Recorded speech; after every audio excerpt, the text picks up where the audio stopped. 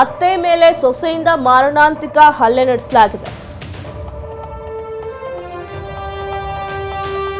ತಾಯಿ ಮನೆಗೆ ಗಂಡ ಊಟಕ್ಕೆ ಹೋಗ್ತಿದ್ದ ತಕ್ಷಣ ಸೊಸೆ ಗಲಾಟೆ ಮಾಡಿರುವಂಥದ್ದು.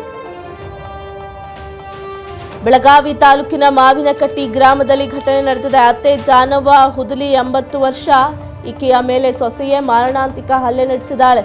ಸೊಸೆ ಶಿಲಾ ನಾಗರಾಜ್ ಹುದಲಿಯಿಂದ ಮಾರಣಾಂತಿಕ ಹಲ್ಲೆ ನಡೆಸಿರುವಂಥದ್ದು. ಕಳೆದ ಹಲವು ವರ್ಷಗಳಿಂದ ಅತ್ತೆ ಸೊಸೆ ಮಧ್ಯೆ ಗಲಾಟೆ ಆಗ್ತಾ ಇತ್ತಂತೆ.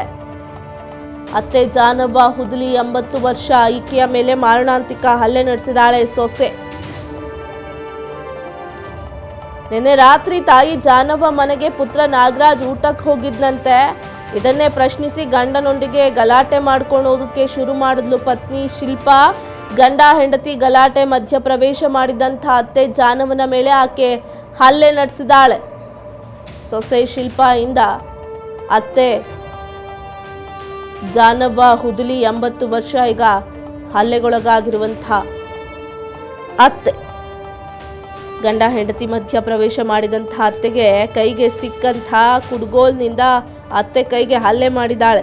ತಕ್ಷಣವೇ ತಾಯಿಯನ್ನ ಬಿಮ್ಸ್ ಆಸ್ಪತ್ರೆಗೆ ಕರೆದುಕೊಂಡು ಬಂದಿದ್ದಾರೆ. ತನ್ನ ಮಗ ಸದ್ಯ ಬಿಮ್ಸ್ ಆಸ್ಪತ್ರೆಯಲ್ಲಿ ಚಿಕಿತ್ಸೆ ಪಡೀತಿದ್ದಾರೆ. ಪ್ರಾಣಾಪಾಯದಿಂದ ಪಾರಾಗಿದ್ದಾರೆ.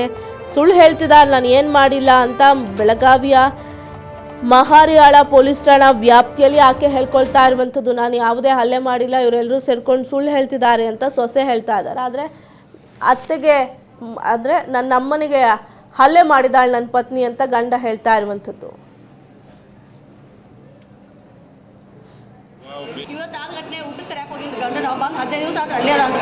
ಆಯಿ ಕೈ ಯಾರು ಕಡಿದ್ರು? ಆಯಿ ಕೈ ಯಾರು ಕಡಿದ್ರು ತಾವು ಮಾಡ್ಕೊಂಡ್ ಬಂದಾರೆ ಸರ್. ಕೇಸ್ ಆಗಲಿಲ್ಲ ಅಂತ ಹೇಳಿ ಮುದ್ದ ಬಂದ್ರೆ ಸೊಸಿ ಕಡಿದ್ರು ಅಂತ ಹೇಳ್ತಾಳ ಆಯಿ. ಮತ್ತೆ ಹಿಂಗೆ ಹೇಳಿ ಮತ್ತೆ ಇದನ್ನ ಮಾಡ್ತಾರೆ ಸರ್. ನೀವೇನಾಗಬೇಕು ಆಯಿಗೆ? ನಾ ಸೊಸಿ ರೀ, ಅವ ಮಗನ್ರಿ, ಆಗೇನು ಹಾಕ್ತೀರಿ ಅಂದ್ರೆ ಈಗ ನಾನು ಇಲ್ಲಿಂದ ಬಂದಳು. ನಾ ಇಲ್ಲಿ ಯಾರೋ ಹಿರಿಯರು ಕರ್ಕೊಂಡ್ಬರ್ತಾನೋ ಆಟೋ ಮಟ ನೀವು ಹೊರನಾಡಿಗೆ ಹೋಗಬೇಡ ಅಂತೀನಿ, ಇದು ಊರಲ್ಲಿ ಹೋಗಬೇಡ ಅಂತೀನಿ. ಆಟೋಡಿಗೆ ನಾ ಹಿರಿಯರು ಕರ್ಕೊಂಡ್ಬಿಟ್ಟು ಹೋಗಿಬಿಟ್ರಿ. ಮತ್ತು ಆ ನಂತರ ಹೊರಗೆ ಹೋಗ್ತೀನಿ ರೀ. ಹೋಗಿ ಗಾಡಿ ಸಿಸಿ ಬೆದಾಡಿ ಆಮೇಲೆ ಪುರೋಟ್ ತೊಗೊಂಡ್ಬಿಟ್ರಿ.